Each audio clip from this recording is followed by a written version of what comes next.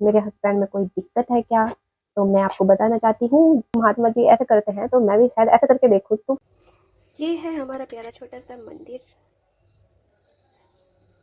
और हैप्पी नवरात्रि सभी मेरी प्यारी शुभ चिंतकों को। हमने अखंड जोत नहीं जलाई है दोस्तों। और ये है सीताराम जी का दरबार। भोले बाबा जी की जो पिंडी है ये इधर आ गई है क्योंकि उधर जगह नहीं रहती। आप सभी पर और हम पर कृपा बने रहे भगवान की, और सबकी जल्दी से गोद भर जाए। ऐसा देवी माँ आशीर्वाद दे, भैरव बाबा जी आशीर्वाद दे।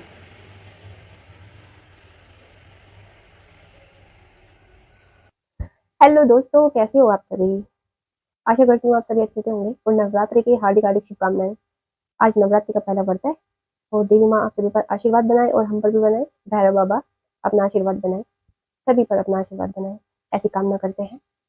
तो आज का क्या टॉपिक है, आप बोल रहे हो कि मतलब मुझ में प्रॉब्लम है या फिर मेरे हस्बैंड में प्रॉब्लम है, किसी चीज़ की कुछ दिक्कत है। सही क्वेश्चन है आपका।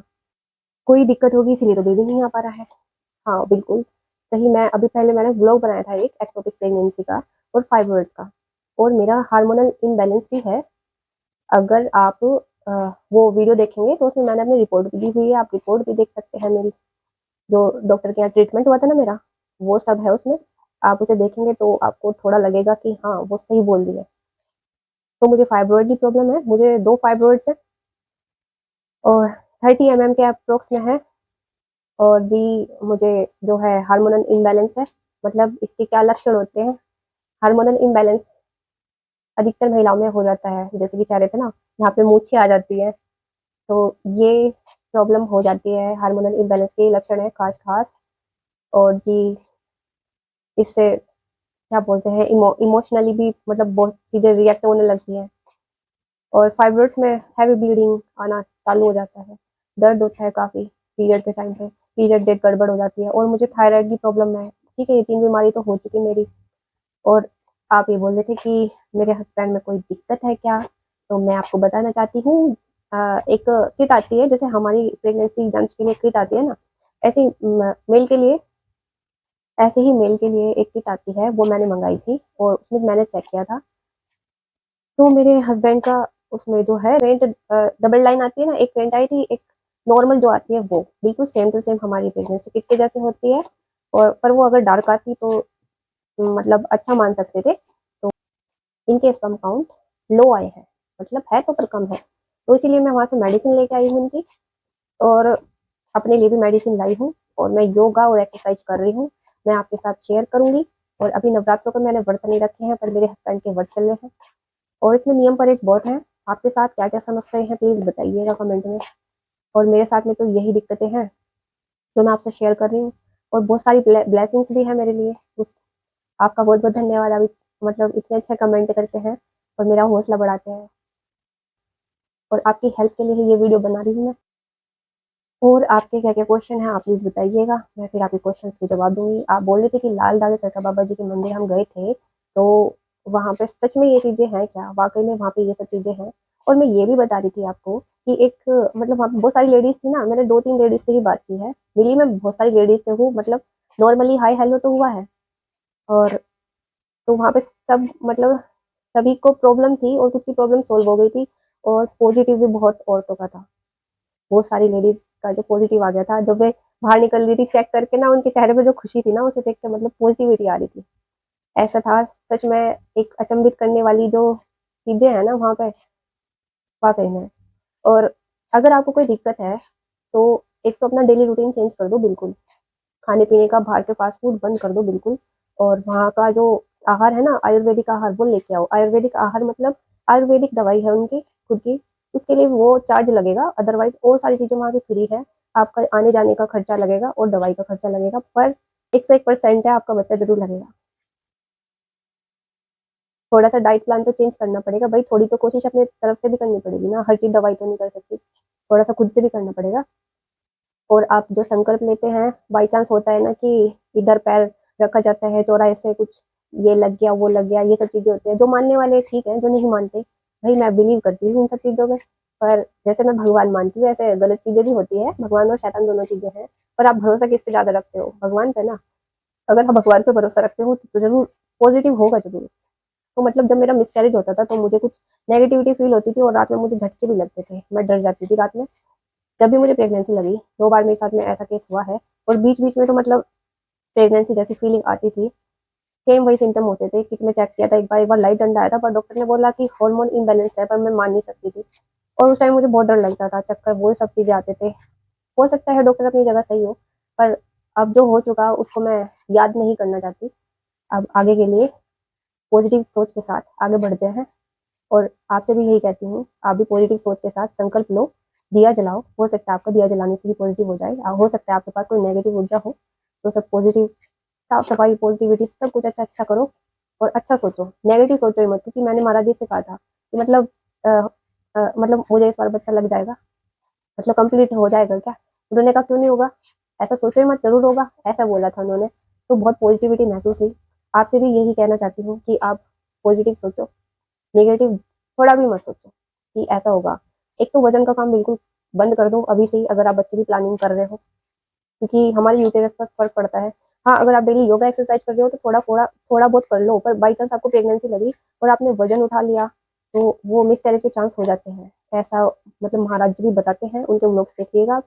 तो मैंने तो वहीं से बहुत सारी चीज़ें देखी हैं, क्योंकि हर टाइम मैं उन्हीं की वीडियो देखती रहती थी और एक क्रेज़ सा हो गया है कि हाँ, मैं हर टाइम उन्हीं की वीडियो देखती रहती हूँ। स्क्रॉल करती रहती हूँ, फिर से उनकी वीडियो आ जाती है, तो डेली सुबह-शाम की आरती करती थी। पर मैंने संकल्प एक टाइम की आरती कर लिया है। आप भी ऐसा ही कर सकते हैं, क्योंकि मुझसे जितना होगा मैं उतना करूँगी। और जब मेरे पीरियड टाइम होंगे उस टाइम मेरे हस्बैंड दिया जलाएँगे बाबा भैरवनाथ जी के सामने, मतलब लाल धागे सरकार बाबा जी के सामने। अब आप सभी ये कन्फ्यूज़न में रहते हैं कि लाल धागे सरकार है क्या? ये है ना भैरव बाबा जी की सरकार है। मतलब एक जैसे भक्त होते हैं ना, जैसे बहुत बड़े पुजारी भक्त हो जाते हैं, तो वे जो भगत होते हैं, उनमें ये जो महाराज जी हैं, इनके पिताजी पहले से ही, जो इनके पूर्वज हैं, वो सब करते हुए आ रहे थे कि लाल धागा देते थे। अब जैसे कि मुझे भी लाल धागा दिया हुआ है, सभी को लाल धागा मिलता है, तो इसका बहुत ही ज़्यादा महत्व है। सिर्फ लाल धागा बाँधने से प्रेगनेंसी हो जाती थी उस टाइम पे। और अब मतलब अब धीरे-धीरे फास्ट फूड की तरफ ज़्यादा लोग बढ़ रहे हैं, तो इसी कारण से miscarriage, PCOD, PCOS, fibroid, thyroid वगैरह, बीपी की प्रॉब्लम, ये सब चीज़ें होती रहती हैं। ये नॉर्मल हो गया है, शुगर वगैरह की, तो ये सब चीज़ें हैं, तो सब ठीक हो जाती हैं। बिल्कुल भी डरने की बात नहीं है, आप हिम्मत रखें और संकल्प लें और करते रहिए, ज़रूर होगा।